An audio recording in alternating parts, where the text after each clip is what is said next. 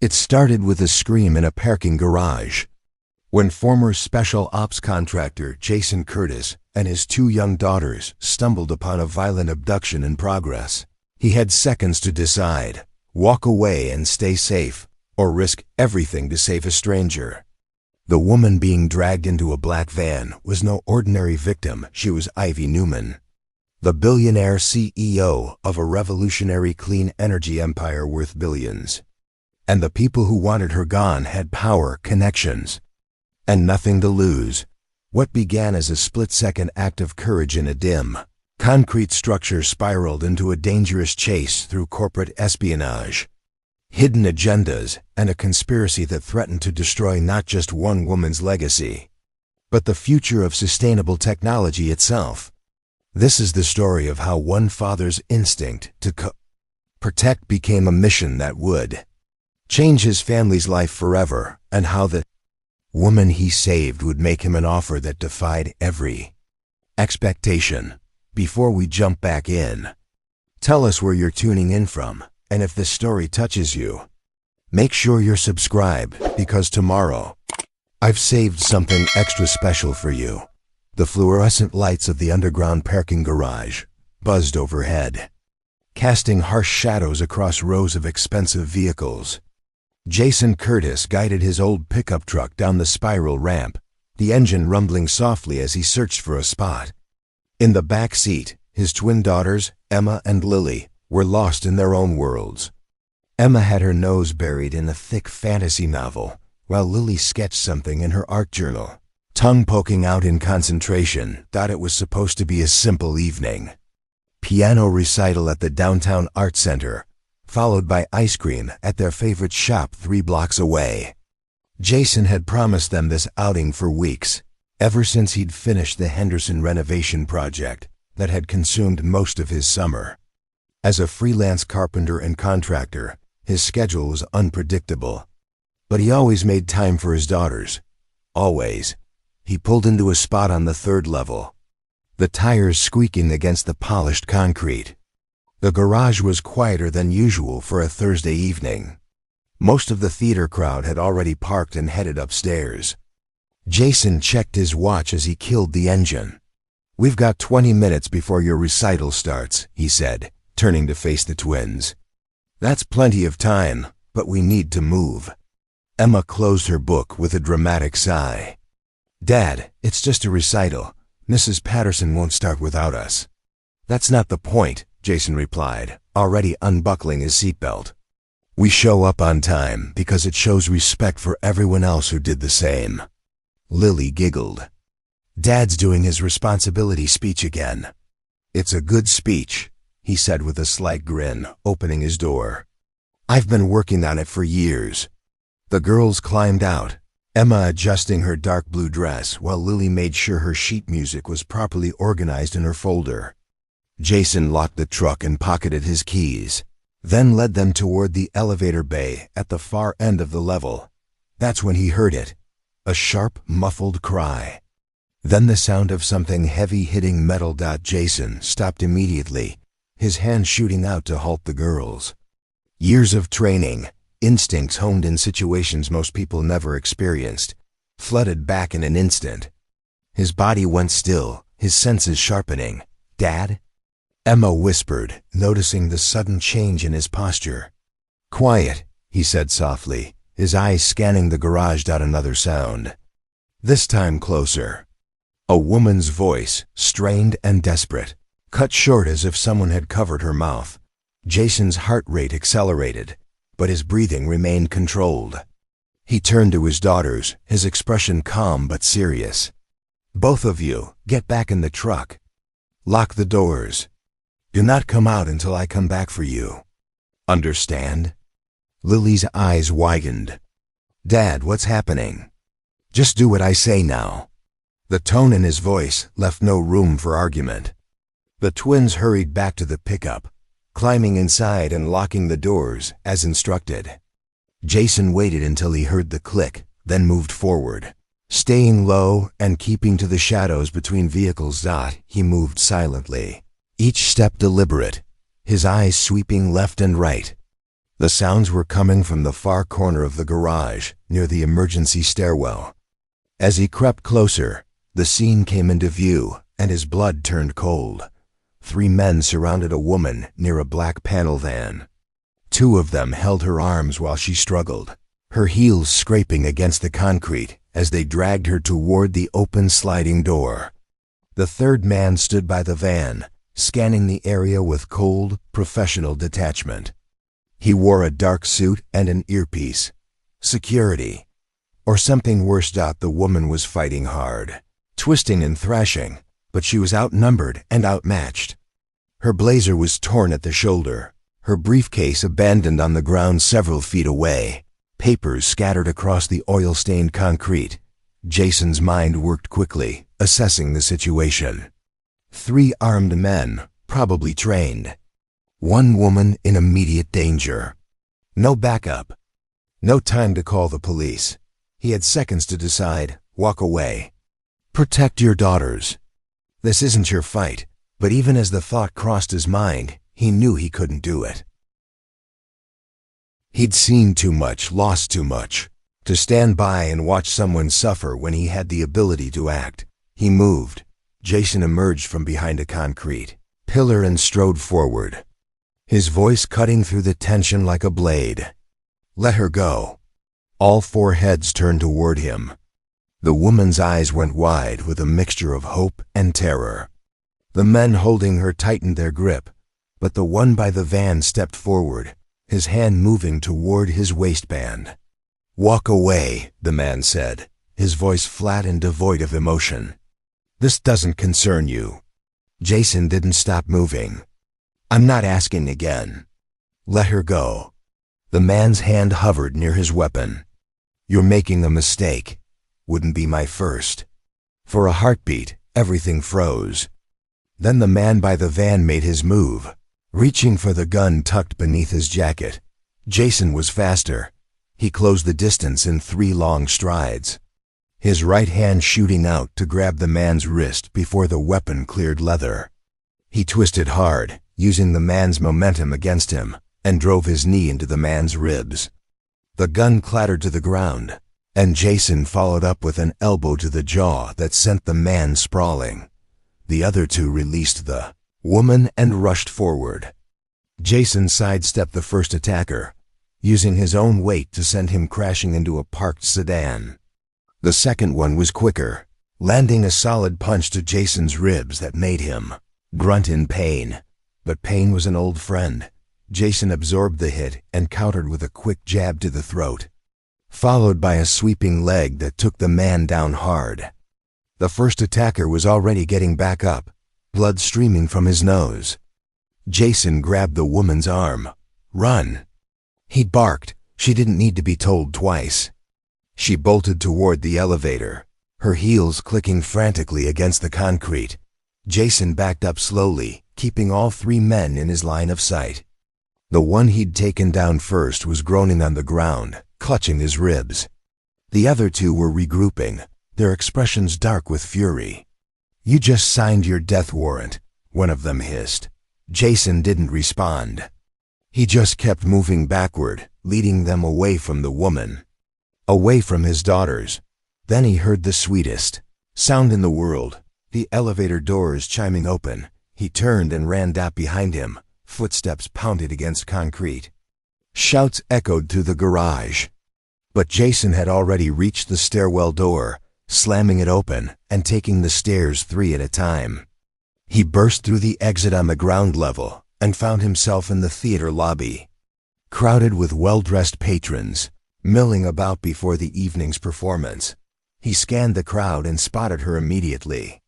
The woman from the garage, standing near the box office, her chest heaving as she tried to catch her breath. Their eyes met across the lobby. Jason moved toward her. But before he could reach her, she turned and disappeared into the crowd. He stopped, his heart still pounding, adrenaline coursing through his veins. For a moment, he considered following her, but then he remembered his daughters, Emma and Lily. He spun and headed back toward the parking garage, dread pooling in his stomach. If those men were still there, if they'd found the truck, If they'd seen the girls... He took the stairs 4 at a time, bursting back onto the 3rd level. His truck was exactly where he'd left it, and through the windshield. He could see 2 small faces pressed against the glass. Wide-eyed and terrified, Jason ran to the driver's side and yanked open the door. Emma and Lily practically threw themselves at him, their small arms wrapping around his neck. "Dad, we heard fighting," Lily whispered, her voice trembling. "Are you okay?" Emma added, pulling back to examine his face for injuries. Jason held them close, his heart still racing. "I'm fine. Everything's fine." But even as he said the words, he knew they weren't true. Because across the garage, near the emergency exit, he saw something that made his blood run cold. One of the men from earlier stood in the shadows, watching them. And in his hand, he held a phone. The camera pointed directly at Jason's truck. At his license plate. They'd been seen. They'd been identified. And Jason had a sinking feeling that this was only the beginning. Jason didn't sleep that night. After the recital, which he'd forced himself and the girls to sit through despite every instinct screaming at him to leave, he'd driven home in silence, his eyes constantly checking the rearview mirror for any sign of a tail.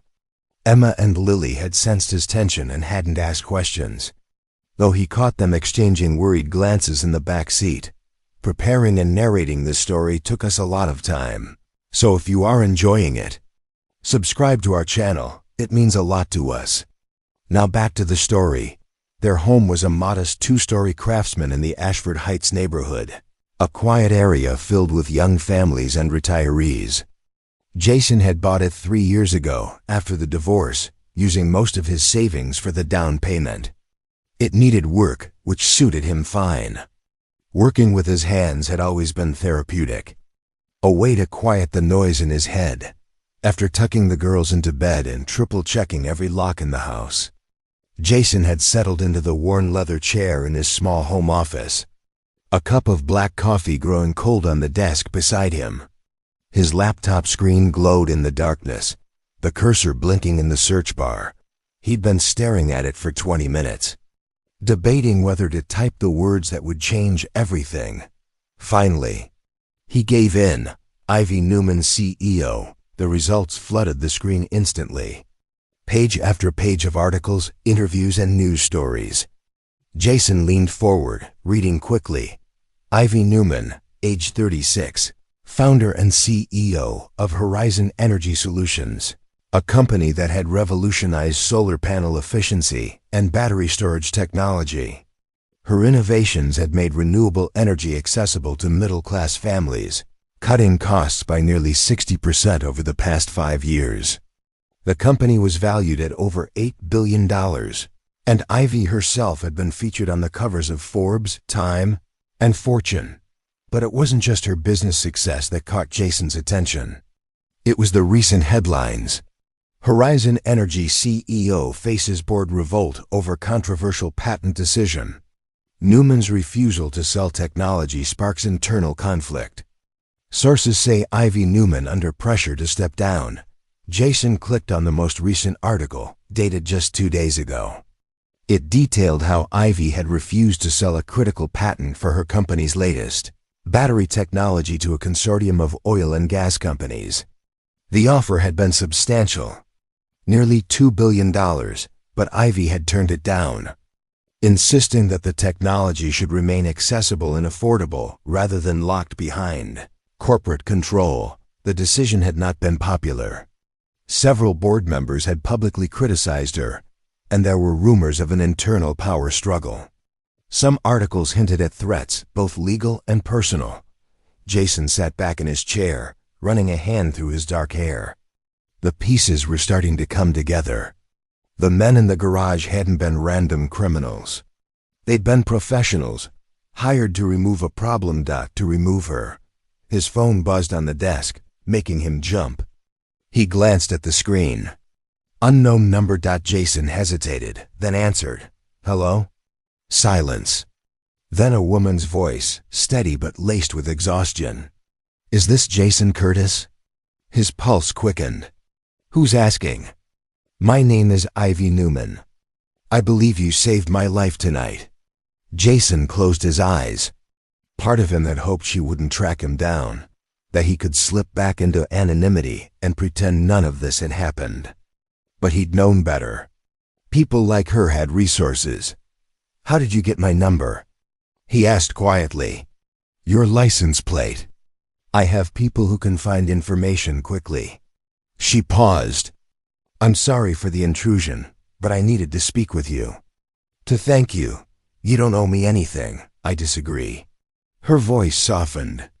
You put yourself in danger for a complete stranger. Most people would have walked away. Jason glanced toward the stairs where his daughters slept soundly in their rooms. I did what anyone should have done.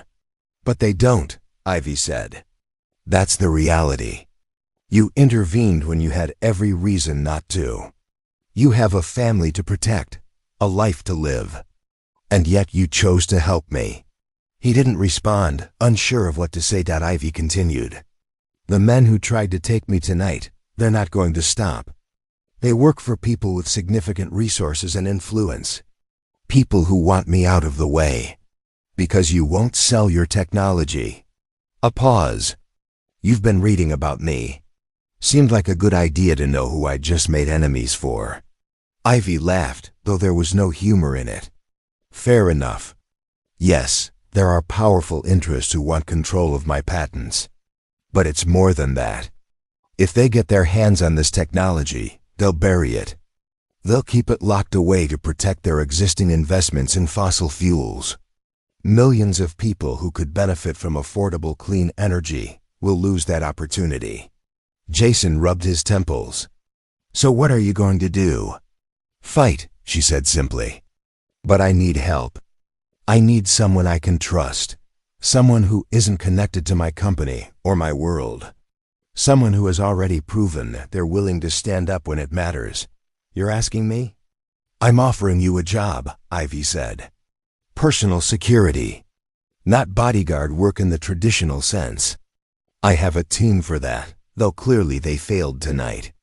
What I need is someone who thinks differently. Someone who can anticipate threats before they materialize. Someone with your background. Jason's jaw tightened. How much do you know about my background? Enough. Former special operations contractor. Honorable discharge. Decorated for actions I suspect you never talk about. You left that life behind to raise your daughters after your divorce. You work as a carpenter now, mostly residential renovations. You've been thorough. I had to be. I'm trusting you with my life. Jason stood and walked to the window, gazing out at the quiet street. A dog barked in the distance. A car passed, its headlights sweeping across the houses. I have responsibilities, he said. 2 daughters who need stability, not a father who's constantly in danger. I understand. But consider this. Those men saw your truck. They have your license plate, which means they have your address. They know about Emma and Lily. Jason's blood went cold. Are you threatening me? No, Ivy said quickly. I'm warning you. You're already in this, whether you want to be or not. The question is whether you face it alone or with resources behind you. He gripped the windowsill, his knuckles turning white. She was right. The moment he'd intervened in that garage, he'd put a target on his back. On his family. What exactly are you offering? He asked. Protection for you and your daughters. A secure location if needed. Financial compensation that will ensure their future is stable regardless of what happens. And most importantly, the resources to end this threat permanently. Jason closed his eyes. Every instinct told him to refuse, to pack up his family and disappear. But he knew that world. He knew that running only delayed the inevitable. I need time to think. You have until tomorrow morning, Ivy said. Meet me at the Harbor District Cafe at 9. Come alone, but bring your decision. If you say no, I'll respect it and ensure you and your daughters have protection regardless. But if you say yes, we start immediately. The line went dead. Jason stood in the darkness for a long time, staring at his phone. Upstairs, he heard the soft creak of floorboards. A moment later, Emma appeared at the top of the stairs, rubbing her eyes. "Dad? Are you okay?" He forced a smile. "I'm fine, sweetheart. Just couldn't sleep." "Go back to bed." She hesitated, studying him with the same perceptive gaze her mother had possessed. Then she nodded and disappeared back into her room. Jason returned to his chair and opened his laptop again. He pulled up a secure browser and began researching Ivy Newman's enemies. The list was longer than he'd expected. Corporate rivals, jilted investors, political opponents of clean energy. But one name kept appearing in the shadows: Victor Ashland, CEO of Titan Energy Holdings, one of the largest oil conglomerates in the country. He'd been vocal about his opposition to Horizon Energy Solutions, and there were whispers of his involvement in several hostile takeover attempts. Jason made notes, his mind already shifting into the analytical mode he'd relied on during his years in the field. If he was going to do this, he needed to understand the battlefield. By the time dawn broke, painting the sky in shades of orange and pink, Jason had made his decision. He would meet Ivy Newman at the cafe. He would hear her out. And if his instincts told him she was genuine, if he believed she was fighting for something that mattered, he would accept her offer, not because he wanted to return to that life, but because sometimes the only way to protect the people you loved was to confront the danger head on, and because deep down, a part of him had never truly left the field. It had just been waiting for a mission worth fighting for. The Harbor District Cafe sat on the corner of 5th and Maritime, a brick building with large windows overlooking the waterfront. It was the kind of place where freelancers tapped away on laptops and retirees read newspapers over endless refills of coffee. Unassuming, public, safe. Jason arrived 15 minutes early, a habit from his old life. He'd dropped the girls at school with extra hugs and a promise to pick them up himself, no exceptions. Then he'd driven a deliberately winding route to ensure he wasn't followed, parking 3 blocks away and approaching on foot. 3 blocks away and approaching on foot. Inside the cafe, the smell of fresh ground coffee and baked goods filled the air. Soft jazz played from hidden speakers. Jason ordered a black coffee and chose a table near the back, positioning himself with a clear view of both entrances and the street outside. At precisely 9 o'clock, Ivy Newman walked through the front door. She looked different from the woman he'd seen in the garage. Her hair was pulled back in a neat ponytail, and she wore dark jeans, a simple gray sweater, and minimal makeup. No jewelry except for a silver watch. She moved with purpose, but not hurry, her eyes scanning the cafe until they found him. Jason stood as she approached. She extended her hand. "Mr. Curtis, thank you for coming." Her grip was firm, confident. He gestured to the chair across from him. "Ms. Newman." "Ivy, please." She sat, declining the waitress's offer of coffee with a polite smile. Once they were alone, she folded her hands on the table. "Have you made your decision?" Jason studied her face. She looked tired, the kind of exhaustion that came from prolonged stress rather than a single sleepless night. But her eyes were clear, focused. "I have questions first," he said. "Of course. The men from last night. Do you know who sent them?" Ivy's jaw tightened slightly. "I have suspicions. Victor Ashland is the most likely candidate, though he's careful to keep his hands clean. He works through intermediaries, shell companies, and hired contractors. What does he gain from having you killed?" "Control. If I'm gone, my board would likely vote to sell the company, or at least license the technology to the highest bidder. Ashland's consortium has made it clear they're willing to pay whatever it takes. But it's not just about the money for him. It's about eliminating competition and maintaining dominance in the energy sector." Jason leaned back. "Why not just go to the police? With your resources, you could have protection." "I have," Ivy said, frustration creeping into her voice. I filed reports, hired private security, even met with federal agents. But without concrete evidence linking Ashland to the threats, there's nothing they can do. And my security team, as you saw, is compromised. Someone on the inside is feeding information to Ashland's people. How do you know? Because the attack last night happened during a very specific window. I'd changed my schedule at the last minute, told only 3 people where I'd be. One of them talked. Jason absorbed this. So you need someone outside your existing structure. Someone with no connections to your company. Exactly. Someone who can operate independently and help me identify the leak while keeping me alive long enough to expose Ashland's involvement. That's a tall order. I know. That's why I'm offering substantial compensation. $500,000, half upfront, half when this is resolved. Plus all expenses and legal protection if things go sideways. Jason's eyebrows rose slightly. That kind of money would secure his daughter's future, pay for college, eliminate the constant financial pressure that came with freelance work, but it also meant real danger. And not just for him. My daughters, he said. If I do this, they need to be completely protected. Not just security guards at the house. I'm talking about a safe location, new identities if necessary, the works.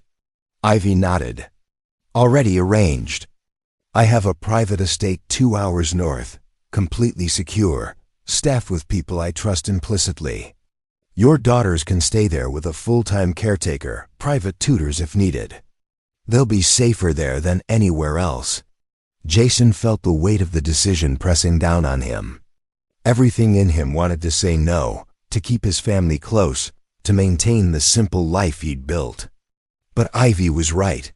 He was already involved. Those men had seen his face, his truck. His license plate .running wouldn't solve anything. I'll need access to everything, he said. Your schedule, your security protocols, your financial records, communications. If there's a mole, I need to be able to find them. You'll have it. And I work alone. No babysitters, no oversight. You hired me because I know how to do this. Let me do it my way. Ivy extended her hand again. Do we have a deal, Mr. Curtis? Jason looked at her hand, then into her eyes. He saw determination there, but also fear. She was trying to hide it, but it was there. She was terrified, and she had every right to be. He shook her hand. We have a deal. But call me Jason. For the first time since entering the cafe, Ivy smiled. Thank you, Jason. You have no idea what this means. I think I do, he said quietly. When do we start? Right now. Ivy pulled a tablet from her bag and slid it across the table. This contains everything you asked for. Schedules, security logs, personnel files. I've also included information about Ashland and his known associates. Jason picked up the tablet, noting the military-grade encryption on the lock screen. You came prepared. I was hopeful. She stood. There's one more thing. Tonight, I have a board meeting at Horizon headquarters. It's going to be contentious. Several members are pushing for a vote to remove me as CEO. I need you there. Inside the building? In the room. As my personal advisor. It'll give you a chance to observe everyone up close, watch how they interact, look for inconsistencies. Jason stood as well, slipping the tablet into his jacket. What time? 7 o'clock. I'll send a car for you at 6. As they walked toward the exit together, Jason's phone buzzed. He glanced at the screen and felt his stomach drop. It was a photo. His daughters standing outside their school. Backpacks slung over their shoulders. Completely unaware they were being photographed. Below the image, a simple message. Back off. Or they're next. Jason's hand tightened around the phone, his jaw clenching. Ivy noticed immediately. What is it? He showed her the screen. Her face went pale. They're moving faster than I expected, she said. We need to get Emma and Lily to the estate immediately. Jason was already dialing. I'll pick them up myself. Where exactly is this place? Hollow Creek Estate. I'll send you the coordinates. My head of security, there's a woman named Valerie Kim, former Secret Service. You can trust her. The call connected. Jason spoke quickly to the school secretary, explaining there was a family emergency and he needed to pick up his daughters early. The woman hesitated, citing policy, but something in his tone made her agree. He ended the call and looked at Ivy. I'll have them there within 3 hours. I'll call ahead. Valerie will be expecting you. Jason started toward his truck, then paused and turned back. Ivy, whoever sent that photo just made a mistake. What do you mean? His eyes were cold, the expression of a man who'd operated in dark places and survived. They showed their hand. They're rattled, which means we're already getting under their skin. And that means we're on the right track. Ivy nodded slowly. Be careful, Jason. Always AM.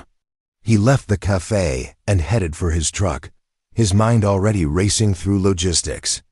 Pick up the girls, pack essentials. Get them to Hollow Creek, then return for the board meeting tonight and start piecing together who was leaking information. But beneath the practical planning, a cold fury burned. These people had threatened his daughters. They'd crossed a line that should never be crossed, and Jason Curtis was going to make sure they regretted it.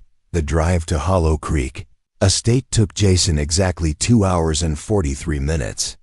Emma and Lily sat in the back seat, their initial confusion giving way to quiet acceptance as Jason explained that they were going on an unexpected trip.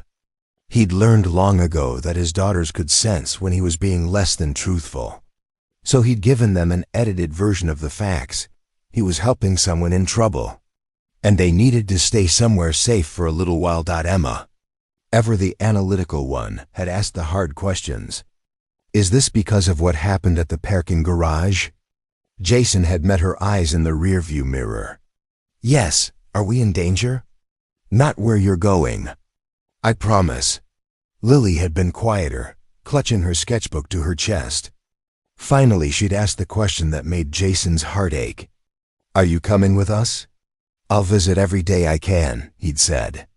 But I have work to do first. The estate appeared as they rounded a bend in the wooded road, a sprawling property protected by a stone wall and iron gates. Jason pulled up to the security checkpoint, where a guard in casual clothes, but with alert, professional eyes, checked his credentials against a tablet. Mr. Curtis, the guard said with a nod. Ms. Kim is expecting you. Follow the main drive to the house. The gates opened smoothly, and Jason drove through, taking in the manicured grounds, the thick forest that provided natural privacy, and the strategic positioning of security cameras hidden among the trees. Whoever had designed this place understood protection. The main house was a modern structure of stone and glass, built into the hillside with commanding views of the surrounding valley. As Jason parked, a woman emerged from the front entrance. Valerie Kim was in her early 40s, with short dark hair and the posture of someone who'd spent years standing between threats and their targets. She approached the truck with a warm but professional smile. Mr. Curtis, welcome to Hollow Creek, and you must be Emma and Lily. She crouched slightly to be at eye level with the girls as they climbed out. I have 2 nieces about your age. I think you're going to like it here. Emma studied her carefully. Are you a bodyguard? Valerie's smile widened. I prefer safety coordinator, but yes, something like that. Come on, let me show you around. Come on, let me show you around. The interior of the estate was impressive, but comfortable, designed more like a home than a fortress. Valerie led them through a spacious living area with floor-to-ceiling windows, a gourmet kitchen, and finally up a curved staircase to the second floor. This will be your room, Valerie said, opening a door to reveal a large bedroom with 2 beds, a window seat overlooking the forest, and shelves already stocked with books and art supplies. I took the liberty of having some things brought in. If you need anything else, just ask. Lily's eyes went wide. This is all for us? All yours. There's also a game room downstairs, a library, and a music room with a piano if you'd like to practice. Jason watched his daughters explore the room, relief and guilt warring in his chest. They deserved this kind of security, this kind of peace. But they shouldn't need it. Valerie touched his elbow gently. Can we talk outside? They stepped into the hallway, and Valerie's expression turned serious. Ms. Newman briefed me on the situation. The threat level is elevated, but manageable here. We have a 6-person security team, all former military or federal agents. The property is monitored 24/7, and we have protocols for everything from simple trespassing to coordinated assault. I need to know they're safe, Jason said quietly. They will be. You have my word. Valerie paused. Ms. Newman also mentioned you'll be working directly with her on threat assessment. If you identify any specific risks, you call me immediately. Don't try to handle everything alone. Jason nodded. Understood. He spent another hour with Emma and Lily, helping them unpack and settle in. They ate dinner together in the estate's dining room, and Jason found himself relaxing slightly as he watched his daughters laugh with Valerie over stories about her nieces. But as the sun began to set and he prepared to leave, Lily grabbed his hand. Dad, promise you'll be careful. He knelt and pulled both girls into a tight embrace. I promise. And I'll call you every night before bed, okay? Okay, Emma whispered. Jason left the estate as twilight descended, his chest tight but his mind clear. His daughters were protected. Now he could focus on the real work, finding out who wanted Ivy Newman dead and stopping them before they succeeded. The drive back to the city gave him time to review the files Ivy had provided. He pulled over at a rest stop and opened the encrypted tablet, methodically going through personnel records, security logs, and communications. 3 names kept appearing in suspicious contexts: Richard Brennan, Chief Operating Officer; Douglas Chun, Head of Legal Affairs; and Patricia Monroe, Director of Strategic Partnerships. All 3 had opposed Ivy's decision to refuse the Titan Energy buyout offer.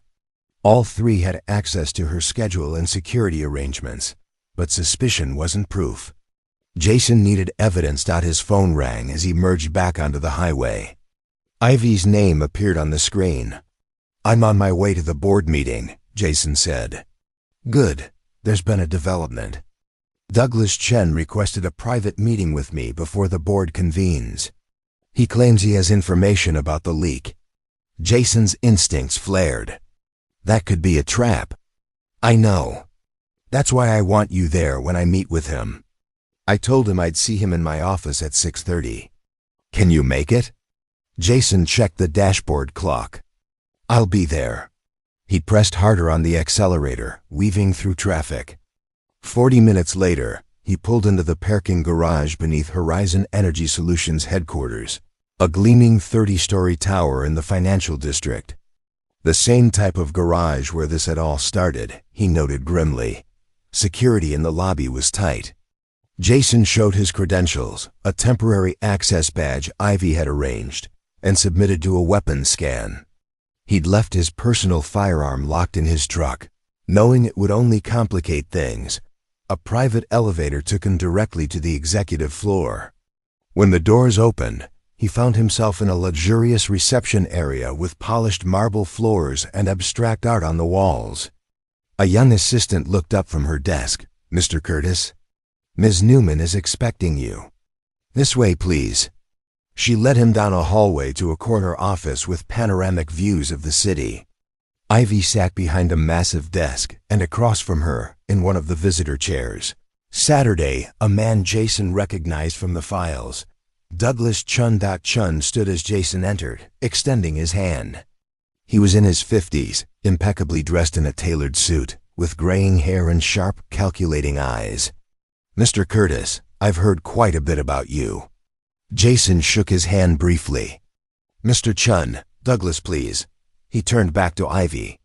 As I was saying, I think there's been a misunderstanding about my position regarding the Titan energy offer. Really? Ivy's tone was neutral. Because your emails to the board suggested otherwise. Chun's smile didn't waver. Those emails were strategic positioning. You understand how corporate politics work, Ivy. Sometimes you have to appear to support certain initiatives to maintain influence. So you don't actually support selling the company. I support what's best for Horizon. And I've come to believe that your vision, while unconventional, may be the right path forward. Jason watched the exchange carefully, noting Chun's body language. The lawyer sat with his legs crossed, hands folded in his lap, perfectly composed. But there was something rehearsed about his words, as if he'd practiced the speech. You said you had information about a leak, Jason interjected. Chun turned to him. Yes, I've noticed some irregularities in our security protocols. Minor things that most people would overlook. But they troubled me. Access logs that don't match with actual building entry times. Encrypted files being accessed from unauthorized devices. Do you have proof? Ivy asked. Not yet. But I wanted to alert you before the board meeting. I think someone is feeding information to external parties, and I believe it's someone with high-level clearance. Who do you suspect? Jason asked. Chun hesitated. I'd rather not speculate without evidence. But I thought you should know, especially given recent events. Ivy leaned forward. Douglas, I appreciate you bringing this to my attention. But I have to ask, why now? You've had access to these security systems for months. Because I didn't want to believe it, Chun said, his composure slipping slightly. I didn't want to think that someone in our inner circle could betray the company. But after the incident in the parking garage, I realized the threat was real. Too real to ignore. Jason's phone vibrated in his pocket. He glanced at the screen discreetly.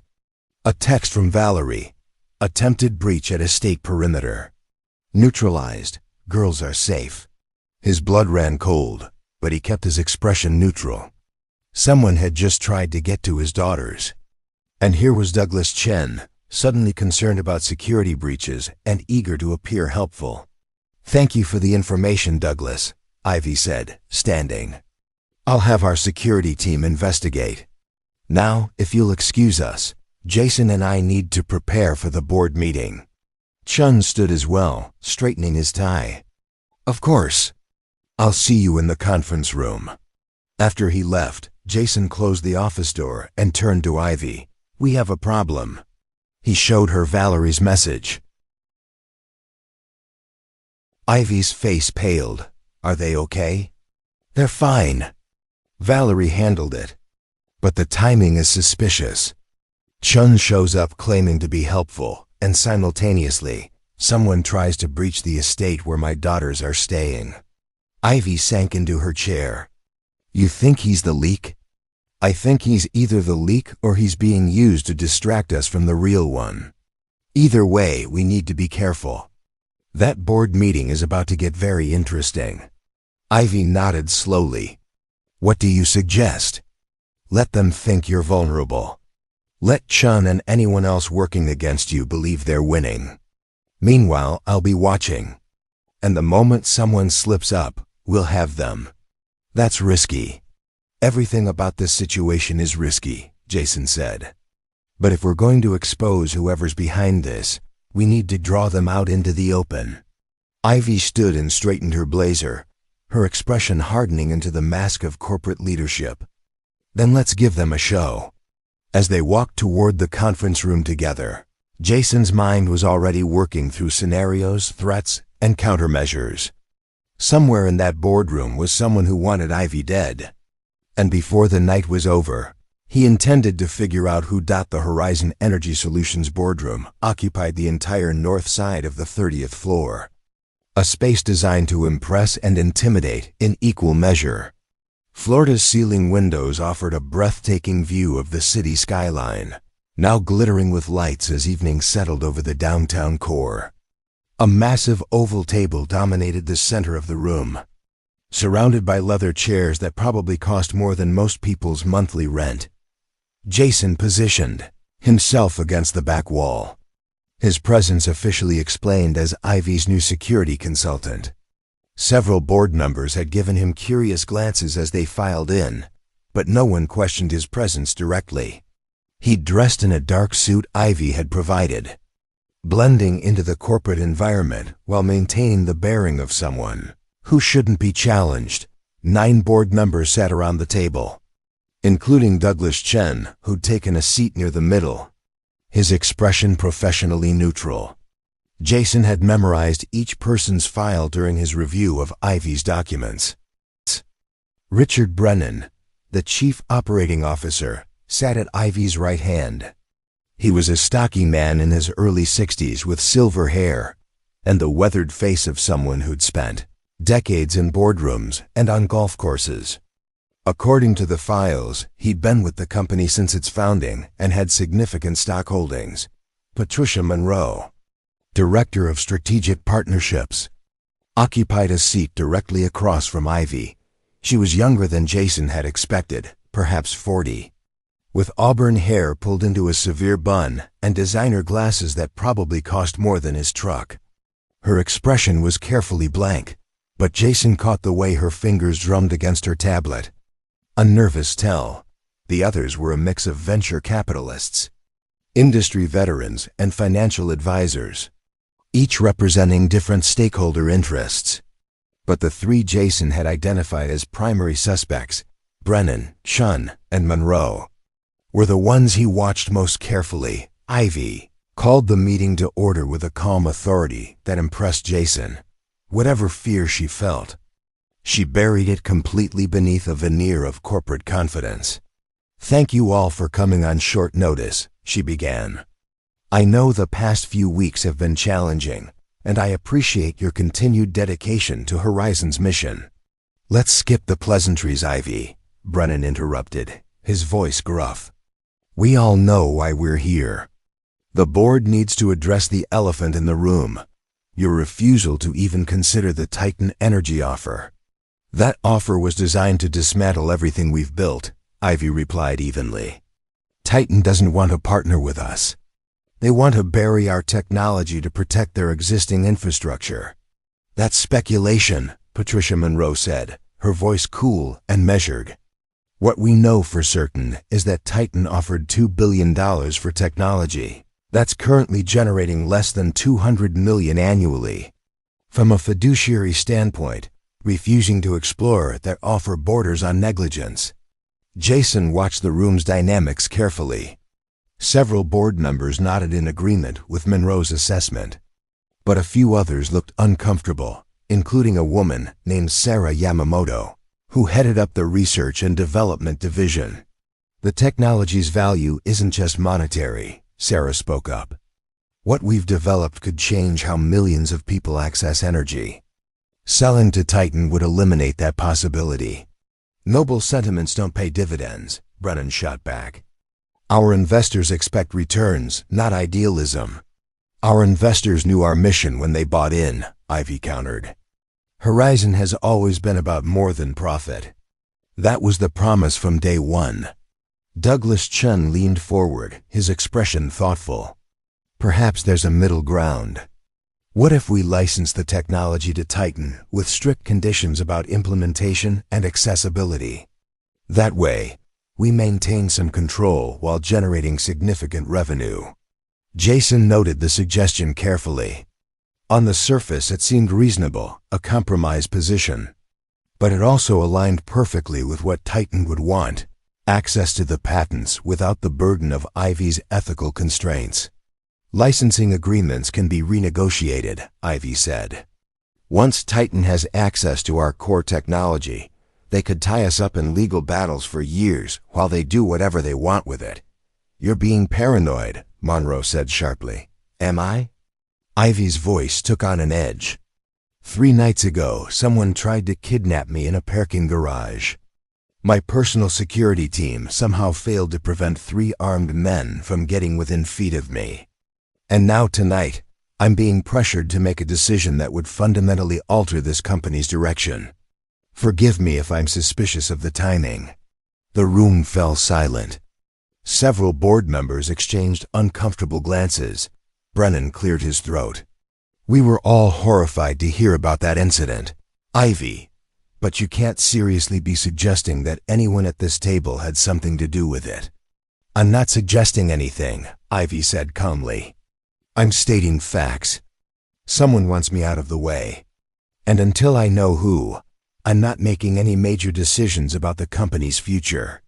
"This is ridiculous," Monroe said, standing abruptly.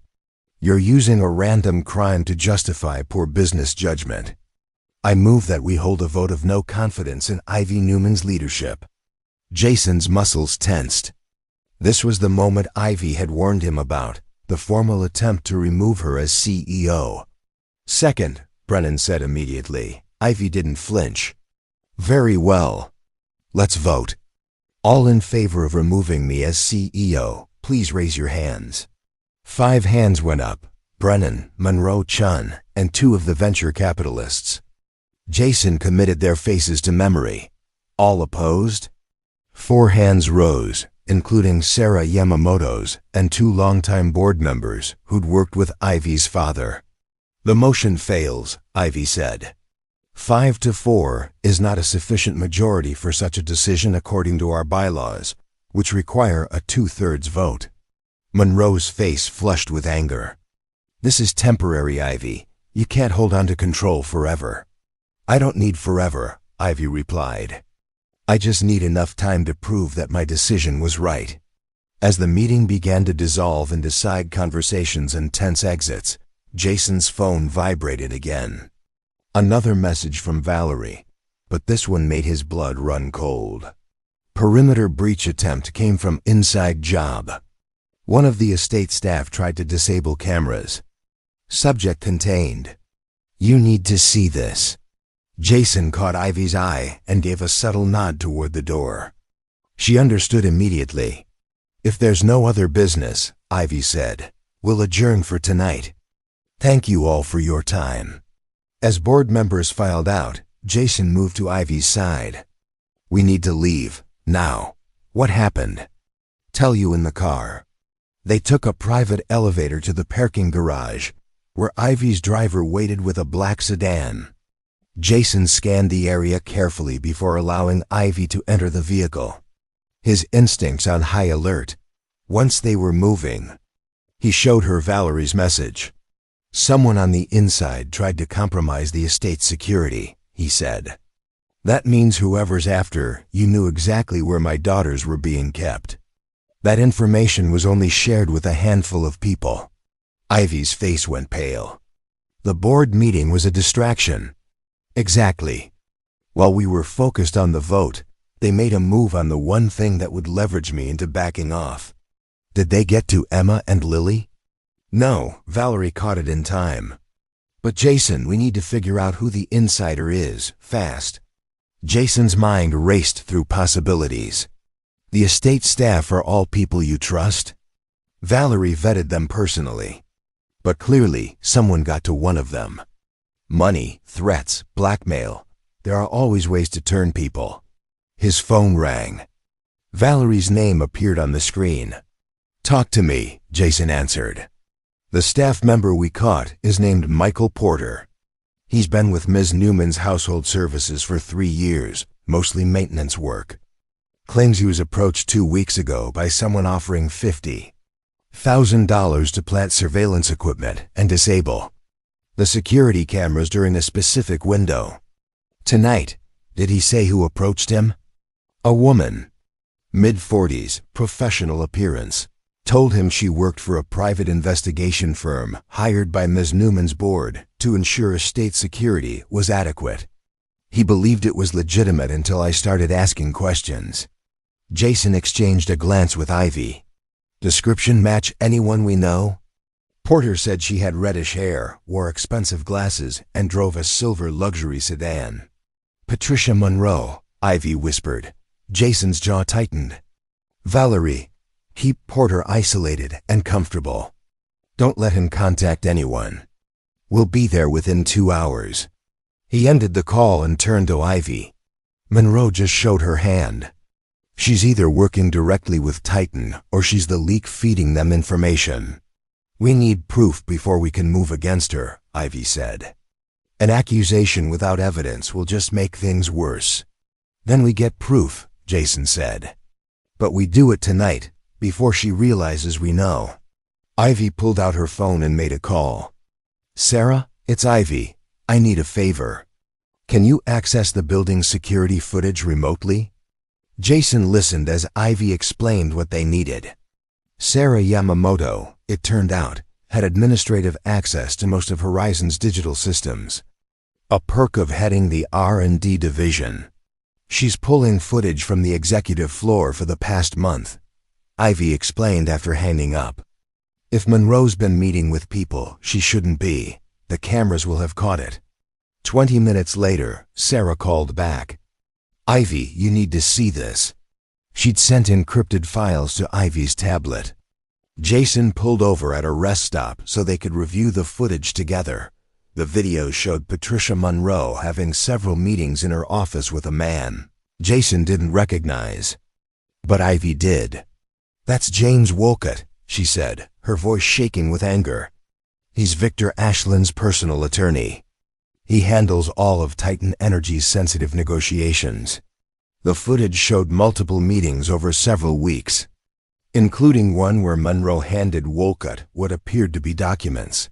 That's corporate espionage, Jason said. She's been feeding them proprietary information. And probably coordinating the attempts on my life, Ivy added. If I'm gone, she knew Brennan would have enough votes to force a sale. Jason started the car again. We take this to the authorities, tonight. But first, we secure my daughters and make sure Monroe can't run before the FBI picks her up. As they drove toward Hollow Creek Estate, Jason felt the pieces falling into place. They had their proof. They had their traitor. Now they just needed to end this before anyone else got hurt. But something still nagged at him. Monroe was the leak, but was she the mastermind? Or was someone else pulling the strings? He had a feeling they were about to find out. The Hollow Creek Estate appeared peaceful as Jason, and Ivy pulled through the gates just after midnight. Exterior lights cast warm glows across the manicured grounds. And through the windows of the main house, Jason could see soft interior lighting that suggested normalcy. Safety. But he knew better than to trust appearances. Valerie met them at the entrance, her expression tight with controlled tension. Porter is in the West Wing guest room, door locked from the outside, one of my people standing watch. The girls are asleep upstairs. They don't know anything happened. Good, Jason said. Keep it that way. I want to talk to Porter before we make any moves. Ivy touched his arm. I'll check on Emma and Lily while you do that. They should see a familiar face if they wake up. Jason nodded, grateful. He followed Valerie through the house to a hallway in the West Wing. A security guard stood outside one of the rooms, stepping aside as they approached. Inside, Michael Porter sat in an armchair by the window, his hands trembling around a cup of cold coffee. He was younger than Jason had expected, maybe 30, with the kind of face that probably made people trust him easily. Right now, that face was pale with fear. Mr. Porter, Jason said, closing the door behind him. I'm Jason Curtis. I think you know why I'm here. Porter set down the coffee cup, nearly spilling it. I swear, I didn't know it was wrong. She said she worked for the board, that it was just a security audit. The woman with the red hair and expensive glasses. Yes, she approached me at a coffee shop near where I live. Knew my name, knew I worked here. She said the board was concerned about security gaps and needed someone on the inside to help identify vulnerabilities. Jason pulled a chair over and sat facing Porter. And the $50,000? Porter's face flushed. She said it was standard compensation for consulting work. I have student loans, my mom's medical bills. That kind of money would change everything. What exactly did she ask you to do? Plant 3 small cameras in the security office, ones that would feed to an external server. And tonight, at exactly 8:30, disable the perimeter cameras for 30 minutes. She said they were running a penetration test, seeing if anyone would notice. Jason leaned forward. Did you ever meet with her again after that first conversation? Twice. Once to give me the cameras and show me how to install them. The second time was 3 days ago, when she gave me half the money up front and confirmed the timing for tonight. Where did you meet? A parking garage downtown. Different one each time. Did she ever mention names? Who she was working for? Anything that might identify her beyond physical description? Porter shook his head. She was careful. Always paid cash, used burner phones to contact me. The only name she ever gave was Jennifer Carter, but I'm guessing that was fake. Jason stood and walked to the window, thinking. The cameras you installed, are they still active? I think so. I never got the chance to remove them like she wanted. Good, don't. Jason turned back to Porter. Here's what's going to happen. You're going to stay here tonight, comfortable but supervised. Tomorrow, you're going to give a full statement to federal investigators. If you cooperate completely, tell them everything you know, Ms. Newman won't press charges. Understood? Porter nodded vigorously. I'm sorry. I really am. I never wanted to hurt anyone. Then make it right, Jason said, and left the room. He found Ivy in the estate's main sitting room, staring into a fireplace where logs crackled softly. She looked up as he entered. The girls are sleeping soundly. Emma woke up briefly when I checked on them, but I told her everything was fine and she went right back to sleep. Ivy paused. They're beautiful, Jason. You should be very proud. I am. He sat down across from her. Porter confirmed it was Monroe. 3 meetings, cash payments, instructions to compromise security tonight. But he doesn't have enough details to directly prove she was working with Titan Energy. The security footage should help with that. Maybe, but we need more. Monroe is smart enough to have insulated herself. Even if we prove she met with Wolcott, she'll claim it was legitimate business. Maybe even that she was gathering intelligence on Titan's intentions to help Horizon. Ivy rubbed her temples wearily. So what do we do? We use the cameras Porter planted. Ivy looked up sharply. What? Monroe thinks her plan failed because Valerie caught Porter before he could complete his assignment. She doesn't know we've identified her as the leak. So we feed her false information through those cameras, make her think she's still getting useful intelligence. And we wait for her to make contact with Titan again. You want to set a trap? Exactly. We stage something in the security office that she can't resist reporting. Something big enough that Titan will have to respond immediately. When they do, we'll have proof of the connection. Ivy considered this. What kind of information? Jason thought for a moment. What if you were planning to go public with everything? Hold a press conference exposing Titan's attempts to acquire your technology through corporate espionage and intimidation. Monroe would have to warn them immediately, give them time to prepare a response, or cover their tracks. That could work, Ivy said slowly. But it's risky. If Titan thinks I'm about to expose them, they might escalate. Try something more direct. That's why we'll have law enforcement ready to move the moment Monroe makes contact. FBI, state police, everyone. We coordinate with them in advance, set up surveillance on Monroe and Wolcott. The minute they communicate about the fake press conference, we have our evidence. Ivy stood and paced to the window. How long would this take to set up? 24 hours, maybe less. I have contacts from my old life who work with federal agencies now. They owe me favors, and in the meantime, we act normal. You go back to the office tomorrow, attend meetings, maintain your routine. Monroe needs to think she's still in control. Ivy turned to face him. What about you? I'll be coordinating with law enforcement and monitoring the cameras Porter planted. If Monroe checks the feeds, she see exactly what we want her to see." For a long moment, Ivy just looked at him. Then she walked over and sat beside him on the couch. "Jason, I need to say something. When I hired you, I thought I needed a bodyguard, someone to keep me physically safe. But what you've done, the way you've approached this, it's more than that. You've been 3 steps ahead this entire time. I had good training. It's more than training. It's instinct. You see patterns other people miss." She paused.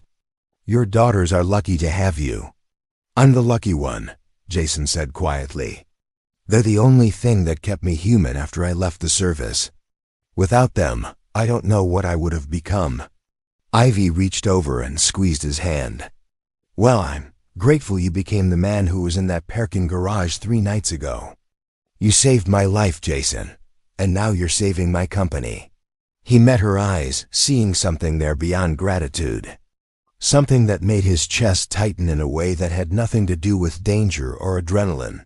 Before he could respond, footsteps sounded in the hallway. Valerie appeared in the doorway. "Sorry to interrupt. Sarah Yamamoto just called. She found something else in the security footage, something we missed before." They followed Valerie to the estate's secure office, where she pulled up a laptop. On the screen was a video file dated 2 weeks earlier, showing Patricia Monroe's office at Horizon headquarters. "Watch this," Valerie said, and hit play. The footage showed Monroe at her desk, working on her computer. Then her office door opened, and Richard Brennan walked in without knocking. Monroe looked startled, quickly closing whatever she'd been working on. The two talked for several minutes, Brennan clearly agitated about something. Then Monroe opened a drawer, pulled out a folder, and handed it to him. Brennan flipped through it, his expression darkening, then nodded and left. "That folder," Ivy said, leaning closer to the screen. "Can you zoom in?" Valerie enhanced the image. The folder's label was partially visible. "Patent Transfer Protocols, Confidential." Ivy's face went white. "Those are the legal documents for transferring our core patents to another entity. They shouldn't exist outside my personal safe and our legal department's secure server." "Monroe had physical copies," Jason said. "Which means Brennan has them now too. He's not just supporting the sale," Ivy whispered. "He's actively planning for it." Jason's mind raced. "When's the next board meeting?" 3 days from now. Emergency session to revisit the CEO vote. They're going to try again. But this time, they'll have something more than just arguments. They'll have a complete plan for how to transfer control of the company and the patents. Ivy stood abruptly. "We need to move faster. If they execute that transfer before we can prove Monroe and Brennan are compromised, it might be legally binding. Then we spring the trap tomorrow," Jason said. "No more waiting. We set up the fake press conference scenario, get Monroe to contact Titan, and bring law enforcement down on all of them at once." Ivy pulled out her phone. "I'll call the FBI field office I've been working with. They've been investigating Titan for antitrust violations. This will give them exactly what they need." As Ivy made her calls, Jason walked to the window and looked out at the dark forest beyond the estate grounds. Somewhere out there, people who'd tried to harm his family and destroy everything Ivy had built were sleeping peacefully. Thinking they'd won, they had no idea what was coming. By dawn, the trap would be set. By tomorrow night, this would all be over, or so he thought. What Jason didn't know was that while they'd been uncovering Monroe and Brennan's involvement, Victor Ashland had been planning something far more dangerous. Something that would test Jason's skills, Ivy's resolve, and the safety of everyone involved in ways none of them could have anticipated. The deceptive calm of that night at Hollow Creek was about to shatter completely. The trap was set by noon the following day. Jason had coordinated with FBI Special Agent Rachel Torres, a sharp-eyed investigator who'd been building a case against Titan Energy for months. She jumped at the opportunity to catch Patricia, Monroe, and Richard Brennan in the act of corporate espionage. The plan was elegant in its simplicity.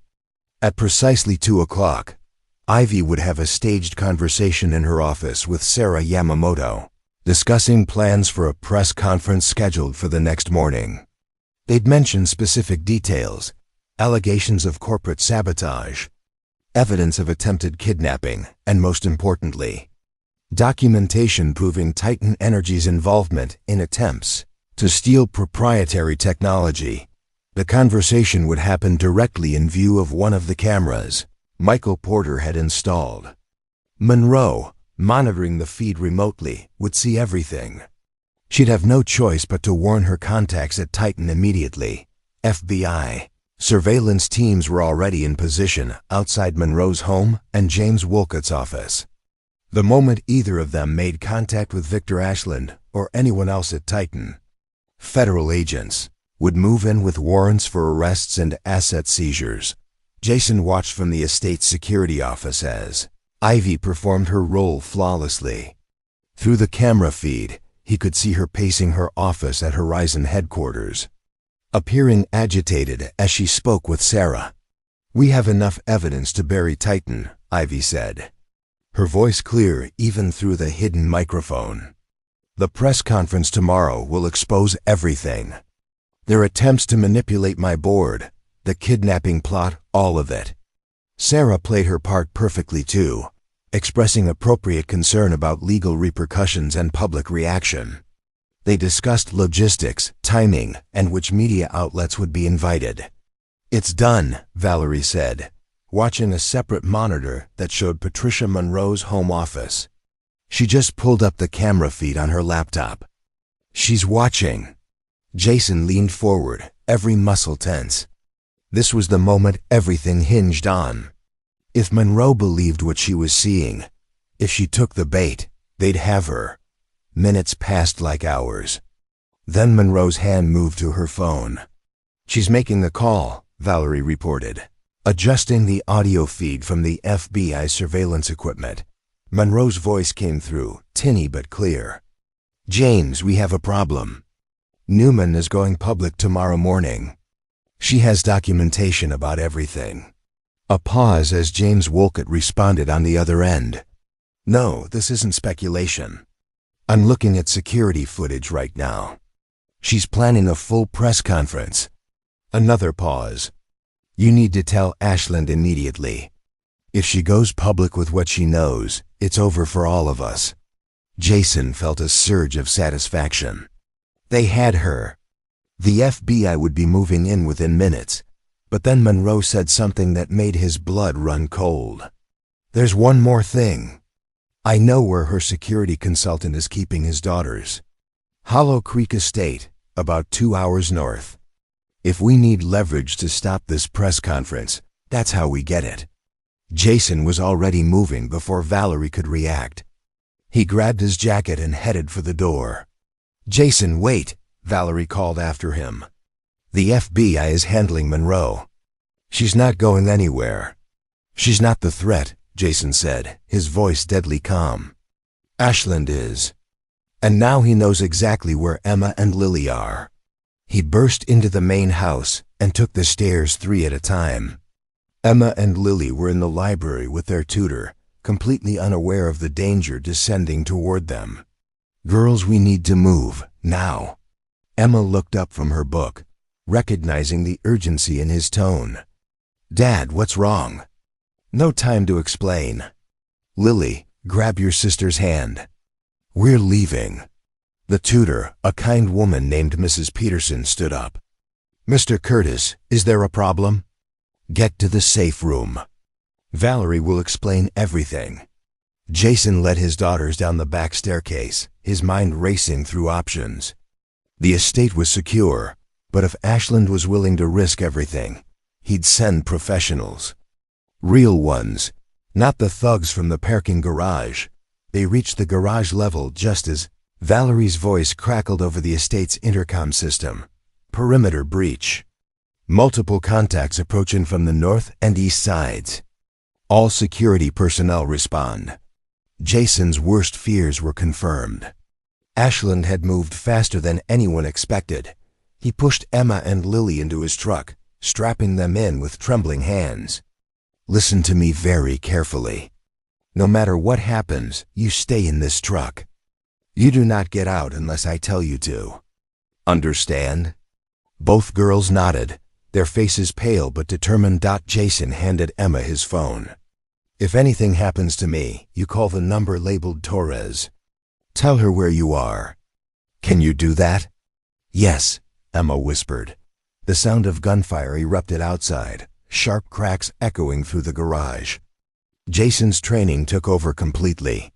He grabbed the emergency duffel he'd stashed in the truck and pulled out his personal firearm, checking the magazine with practiced efficiency.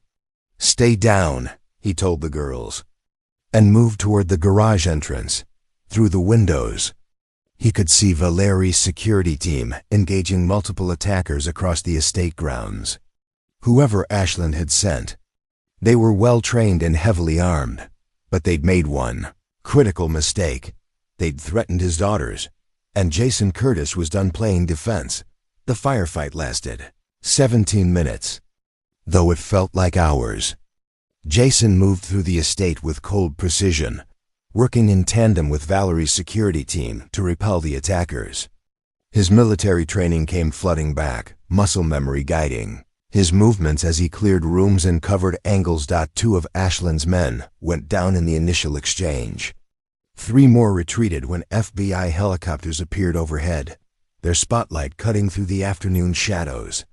By the time federal agents stormed the property, the threat was contained.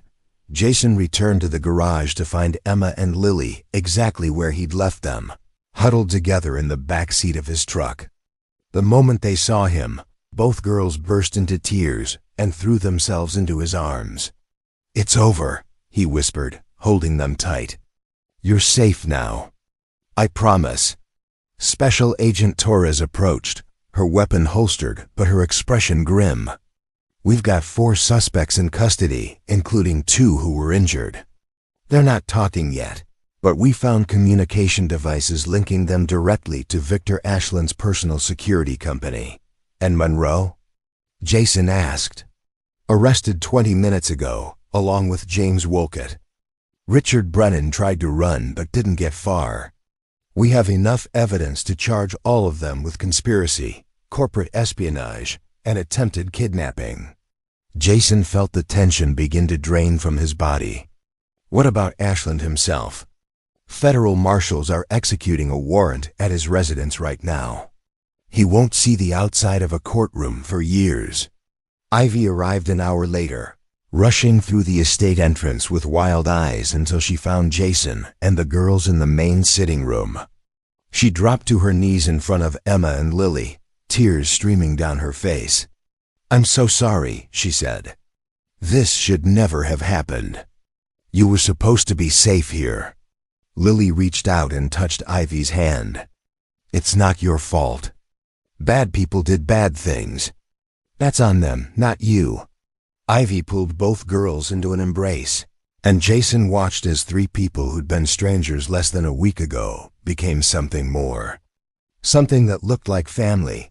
The days that followed were a blur of statements, depositions, and media attention. The story broke nationwide. Billionaire CEO targeted by rival corporation, saved by mysterious ex-military contractor. Jason hated the spotlight, but he endured it for Ivy's sake. Patricia Monroe, Richard Brennan, and James Wolcott all accepted plea deals rather than face trial.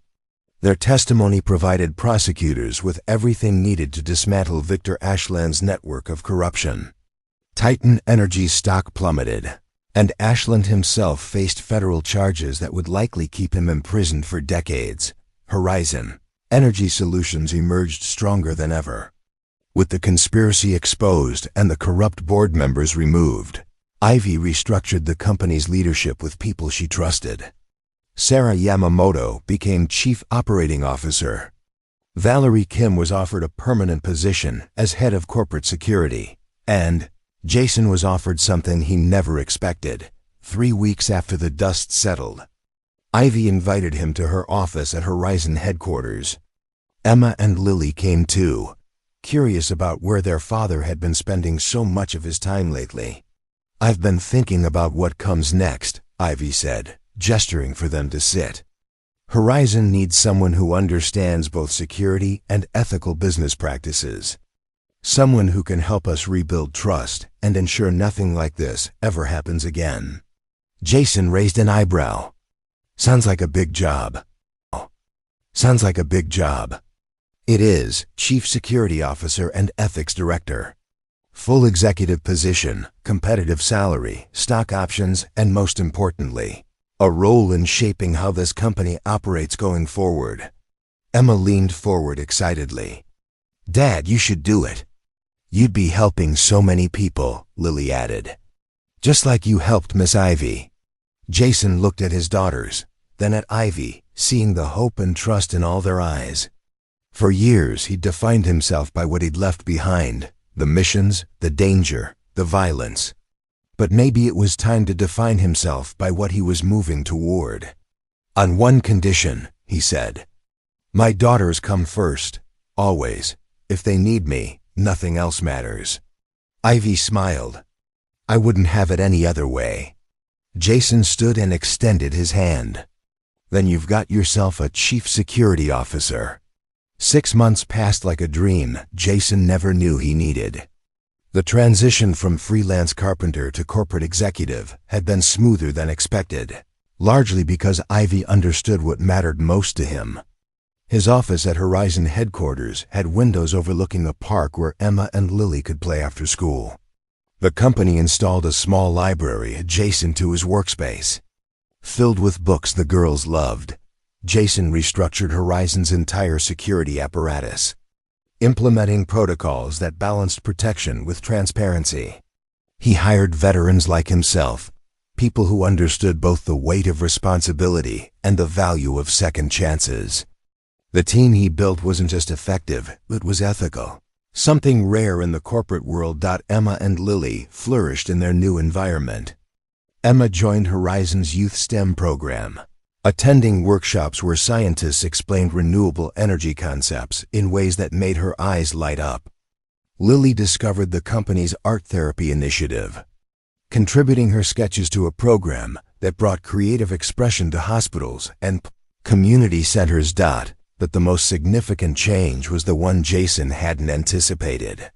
His relationship with Ivy had evolved from professional to something deeper, something neither of them rushed to define. They spent evenings reviewing company strategies over dinner, conversations that seamlessly blended into discussions about the girls, school projects, and Jason's attempts to understand abstract art. One Saturday morning, as Jason prepared breakfast in his kitchen with Emma and Lily helping, Ivy arrived with coffee and pastries from the bakery they all loved. She'd started doing this on weekends, showing up unannounced but always welcome. "Dad," Emma said, watching Ivy laugh at one of Lily's jokes, "are you and Miss Ivy going to get married?" Jason nearly dropped the spatula. "Emma, that's not something you just ask." "Why not?" "You're happy when she's around." "We're happy when she's around." Seems pretty obvious. Ivy, overhearing from the doorway, smiled but said nothing.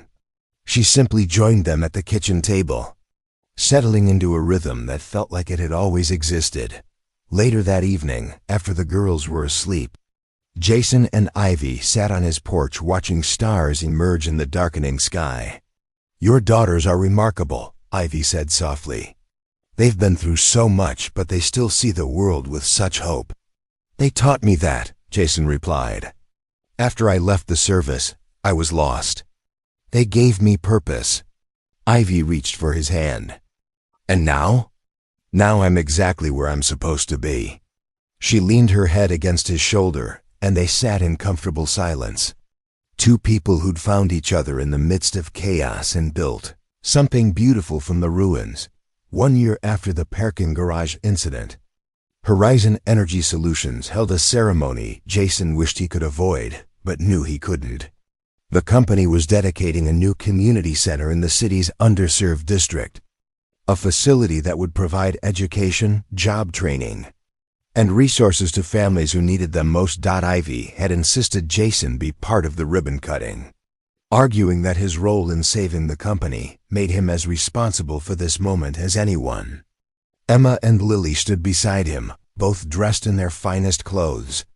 Beaming with pride at their father, the crowd gathered included Horizon employees, community leaders, and families who would benefit from the center's programs. As Ivy spoke about the company's commitment to giving back, Jason's mind drifted to that night in the parking garage. He'd heard a scream and made a choice. A simple, instinctive decision to help someone in trouble. He'd had no idea it would lead here, to a new career, a new family dynamic, and a sense of purpose he thought he'd lost forever. After the ceremony, as people mingled and explored the new facility, a young woman approached Jason hesitantly. "Mr. Curtis, I wanted to thank you."